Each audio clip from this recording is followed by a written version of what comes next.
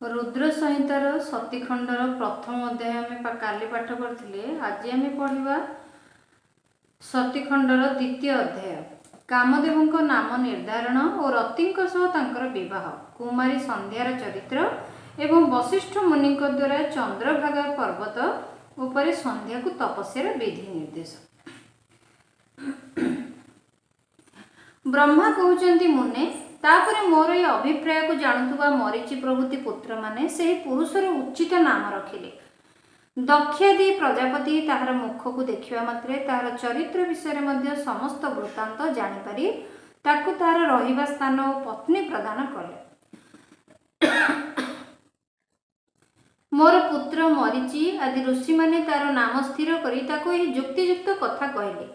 ऋषि माने कहले, तुमे जन्म नेबा मात्रे आमर मन को मंथी नेछ, तेणु जगत रे तुम नाम हबो मनमंथ नाम रे, तुमे मनमंथ नाम रे विख्यात हबो।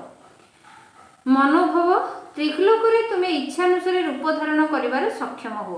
तुम परि सुंदर केही नाही, एणु काम रूप होइथिबारु तुमे काम नाम रे मध्य विख्यात हो। लोकन को मदमत्त कर दियुथिबारु तुमर अन्य एक नाम मदन मध्य रहिबो। तुमे बड़ दर्परे उत्पन्न होइछ, तेणु तुमे दर्प को बोलाइबो। एवं संदर्प हेबा कारणरु जगत रे कंदर्प नाम रे तुमर ख्याति हबो। समस्त देवतांकर सम्मिलित बड़ पराक्रम मध्य तुम आगरे हार मानिबो, तेणु सबु स्थान रे तुमर अधिकार हेबो एवं तुमे सर्वव्यापी हेबो।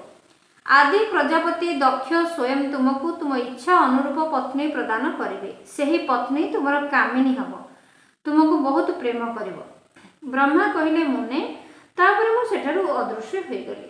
एहा परे दक्ष मो कथा को स्मरण करी कंदर्प को कहिले, कामदेव मो देहरु उत्पन्न ए कन्या रूप और गुण रे अति सुंदर, एहा को तुमे पत्नी रूप रे ग्रहण कर। गुण दृष्टि ए तुम पई सर्वथा योग्या। महा तेजस्वी मनोभाव ए सर्वदा तुमर संगिनी हेबो। तुम रुचि अनुसार चलिबो एवं धर्म दृष्टि सदा तुमर अधीन होई रहिबो। एभଳି कही दक्ष तांको स्वेदरु उत्पन्न होइथिबा सेही कन्या को रति नाम देई निज आगरे बसाइले एवं कामदेवଙ୍କ हस्तरे ताकु समर्पी देले। नारद दक्षଙ୍କ कन्या रति अति रमणीय और मुनिଙ୍କର मनକୁ ମଧ୍ୟ मोहि नेबाकु सक्षम थिला। ता संगे विवाह करी कामदेवଙ୍କୁ ମଧ୍ୟ आनंद लाभ हैला। सुंदरी रति को देखी ता हाव भाव रे अनुरंजित होई कामदेव मोहित होई गले।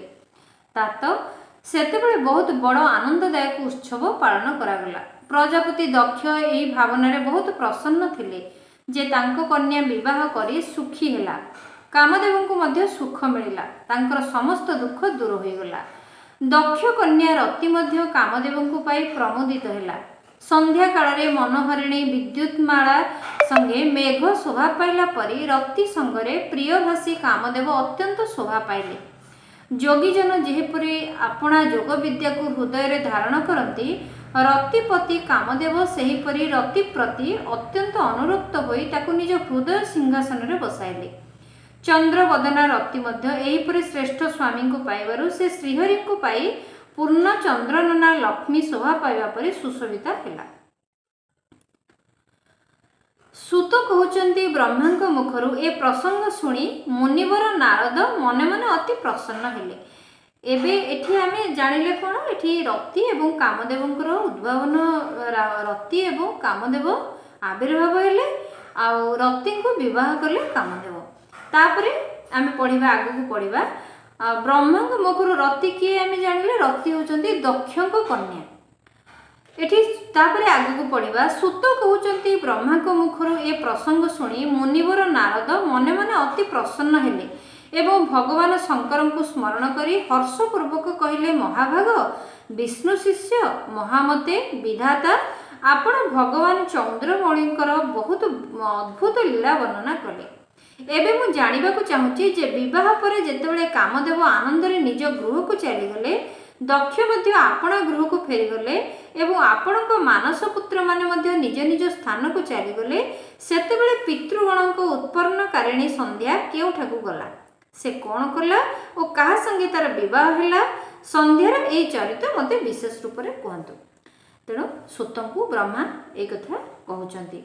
ସୁତ ବ୍ରହ୍ମାଙ୍କୁ ଏ କଥା କହୁଛନ୍ତି ଯେ ସନ୍ଧ୍ୟାଙ୍କର କ'ଣ ହେଲା, ଏଠି ରତି କାମଦେବଙ୍କୁ ବିବାହ କଲେ, ସିଏ ତାଙ୍କ ସ୍ତ୍ରୀଙ୍କୁ ଧରିକି ଚାଲିଗଲେ ଘରକୁ, ତାପରେ ଏଠି ଆପଣଙ୍କର ମାନସ ପୁତ୍ରମାନେ ମଧ୍ୟ ନିଜ ନିଜ ସ୍ଥାନକୁ ଚାଲିଗଲେ, ତେବେ ପିତୃଗଣଙ୍କ ଉତ୍ପନ୍ନକାରିଣୀ ସନ୍ଧ୍ୟା କେଉଁଠିକୁ ଗଲେ, ସିଏ କୋଉଠି ଗଲେ, ତାଙ୍କର ବିବାହ କେମିତି ହେଲା ସେଠି କହୁଛନ୍ତି।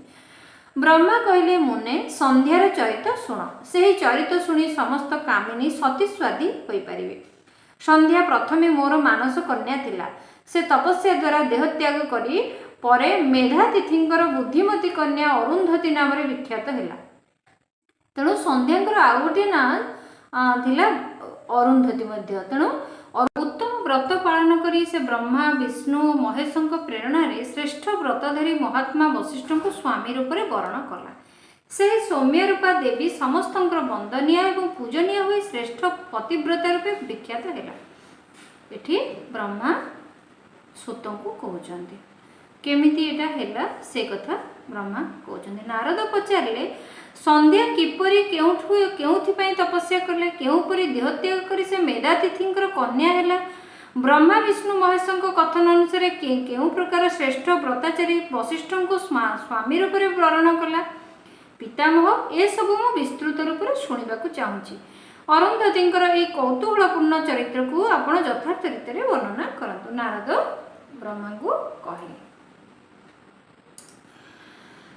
ସିଏ ଆମର ଅରୁନ୍ଧତୀଙ୍କର କଥା ପଚାରିଲେ, ଅରୁନ୍ଧତୀ କେମିତି, ସନ୍ଧ୍ୟା କିପରି ଅରୁନ୍ଧତୀ ହେଲେ, ସେ କାହିଁକି ତପସ୍ୟା କଲେ, କେଉଁଠିକି ଗଲେ, ବ୍ରହ୍ମା ବିଷ୍ଣୁ ମହେଶଙ୍କ କଥନ ଅନୁସାରେ ସେ କିପରି ବଶିଷ୍ଠଙ୍କୁ ସ୍ୱାମୀ ରୂପରେ ବରଣ କଲେ, ଏ ସବୁ ମୋତେ କୁହନ୍ତୁ। ବ୍ରହ୍ମା କହିଲେ ମୁନେ ସ୍ୱାଧୀ ସନ୍ଧ୍ୟା ମନରେ ଥରେ କାମ ଭାବ ଆସିଯାଇଥିଲା, ସେଥିପାଇଁ ସେ ସଂକଳ୍ପ କଲା ମୁଁ ବୈଦିକ ମାର୍ଗ ଅନୁସାରେ ଅଗ୍ନିରେ ଦେହକୁ ବିସର୍ଜିତ କରିଦେବି।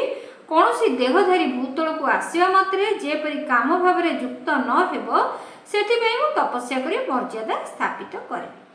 ତରୁଣାବସ୍ଥା ପୂର୍ବରୁ କାହାଠାରେ ଯେପରି କାମର ପ୍ରଭାବ ପଡ଼ିବ ନାହିଁ ସେଥି ନିମନ୍ତେ ସୀମା ନିର୍ଦ୍ଧାରିତ କରିବି, ଏହାପରେ ପ୍ରାଣତ୍ୟାଗ କରିଦେବି। ତେଣୁ ଏ କଥା ସନ୍ଧ୍ୟା ମନେ ମନେ ସ୍ଥିର କଲେ। ସନ୍ଧ୍ୟାଙ୍କୁ କ'ଣ ହେଇଥିଲା, ସନ୍ଧ୍ୟା ଥରେ କାମ ଭାବ ତାଙ୍କ ମନରେ ଆସିଥିଲା। ତେଣୁ ସେ ମନେ ମନେ ସଂକଳ୍ପ କଲେ ଯେ ମୁଁ ବୈଦିକ ରୀତିନୀତି ଅନୁଯାୟୀ ଅଗ୍ନିରେ ଦେହକୁ ଝାସ ଦେବି ବା ବିସର୍ଜିତ କରିଦେବି ଏବଂ ଜନ୍ମ ହେବା ପୂର୍ବରୁ ମୁଁ ତପସ୍ୟା କରିବି ଯେ କେମିତି ମୁଁ ଜନ୍ମ ହେବା ପରେ ମୁଁ ତପସ୍ୟା କରିବି ଯେ କେମିତି ତରୁଣାବସ୍ଥା ପୂର୍ବରୁ ଯେପରି କାମର ପ୍ରଭାବ ମୋ ଉପରେ ସେମିତି ଭାବରେ ନ ପଡ଼ୁ, ଏହାପରେ କହି ପ୍ରାଣତ୍ୟାଗ କରିଦେବି। ମନେ ମନେ ଏଭଳି ନିର୍ଣ୍ଣୟ କରି ସନ୍ଧ୍ୟା ଚନ୍ଦ୍ରଭାଗା ନାମକ ଶ୍ରେଷ୍ଠ ପର୍ବତ ଉପରକୁ ଗଲା, ଯାହାକି ଚନ୍ଦ୍ରଭାଗା ନଦୀର ଉଦ୍ଗମ ସ୍ଥଳ। ଚନ୍ଦ୍ରଭାଗା ନଦୀ ଯେଉଁଠୁ ବାହାରିଛି ସେଠି ଗୋଟିଏ ପର୍ବତ ଅଛି, ତାର ନାମ ଚନ୍ଦ୍ରଭାଗ। ଏହି ତପସ୍ୟାରେ ଦୃଢ଼ ବ୍ରତୀ ହୋଇ ସନ୍ଧ୍ୟା ପର୍ବତ ଉପରକୁ ଯାଇଥିବା କଥା ଜାଣି ମୁଁ ମୋର ବେଦାଙ୍ଗ ପାରଙ୍ଗମ ବିଦ୍ୱାନ ସର୍ବଜ୍ଞ ଜିତାତ୍ମା ଓ ଜ୍ଞାନଯୋଗୀ ପୁତ୍ର ବଶିଷ୍ଠଙ୍କୁ ପଠାଇଲି। କିଏ କହିଲେ? ବ୍ରହ୍ମା କହିଲେ। ବ୍ରହ୍ମା ଏଠି କହୁଛନ୍ତି ବଶିଷ୍ଠଙ୍କୁ ମୁଁ ପଠେଇଲି।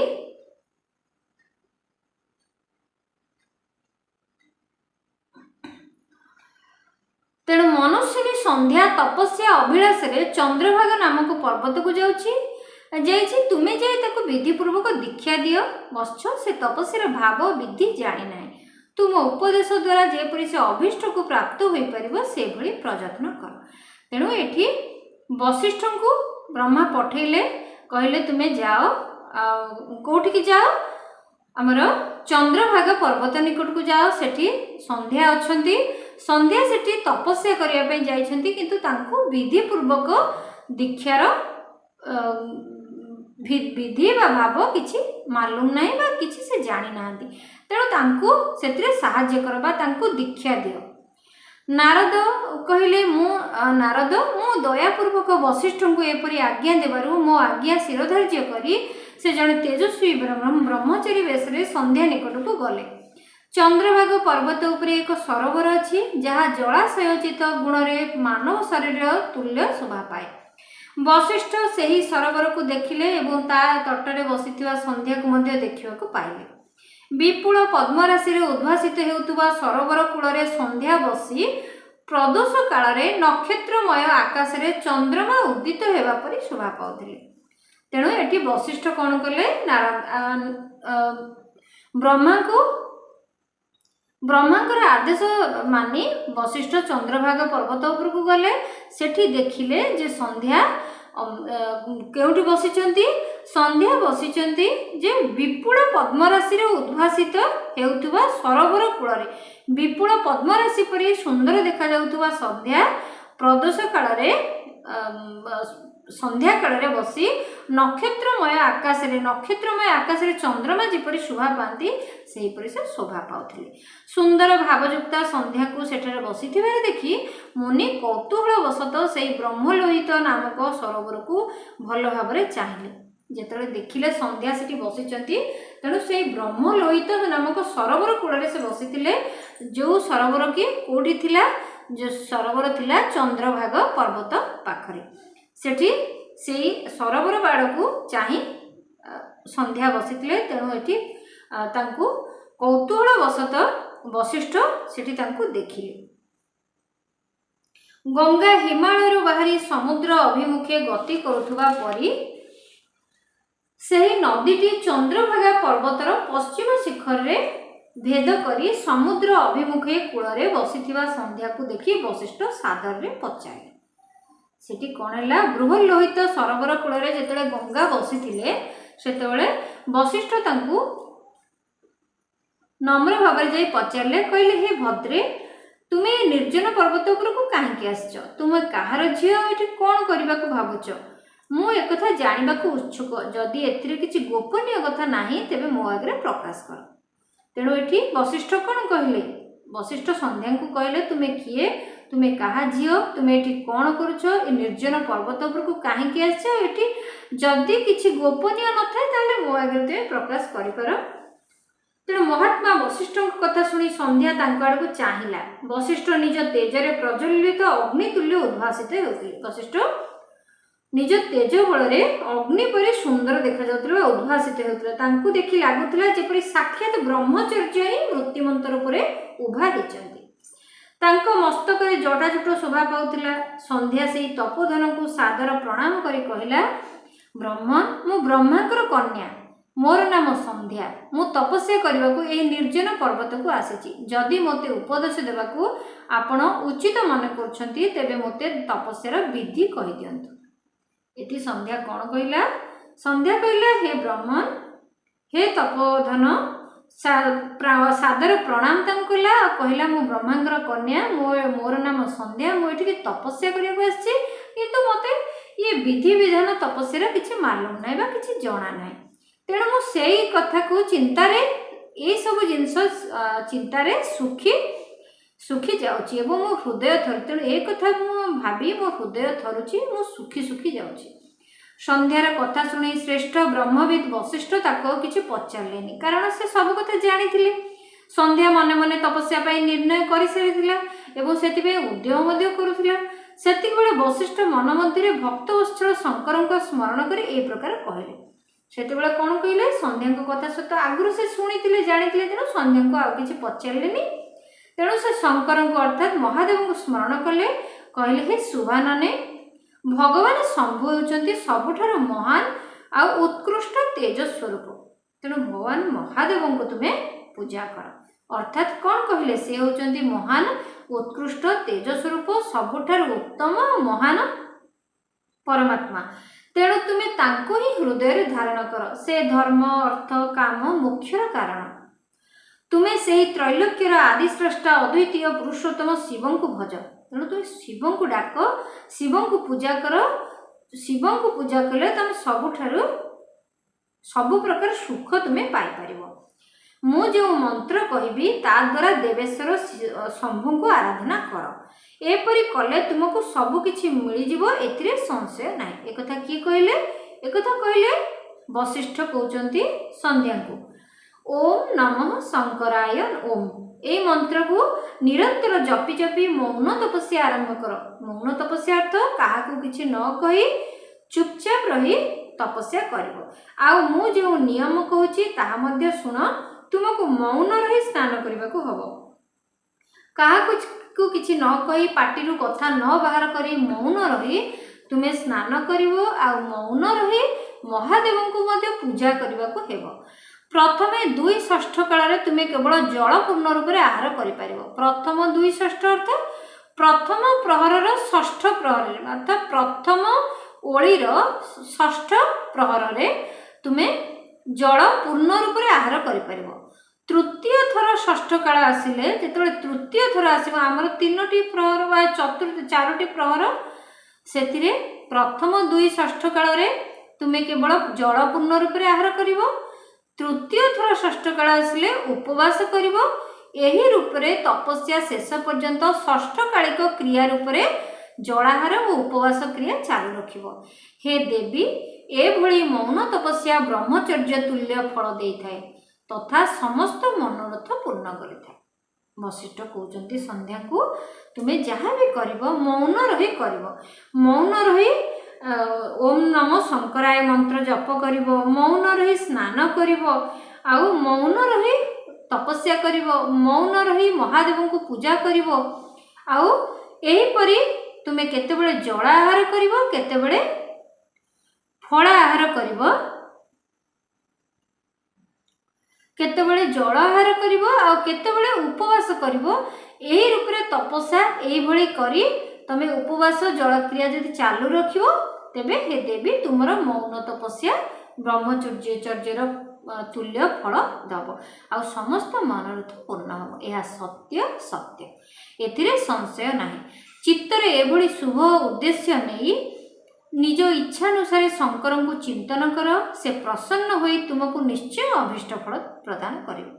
तेणु तुम यही सब जिनस मन रखी शुभ उद्देश्य को मन रखी शंकर को चिंता कर से प्रसन्न हेबे आ तुमको अभीष्ट फल प्रदान करिवे।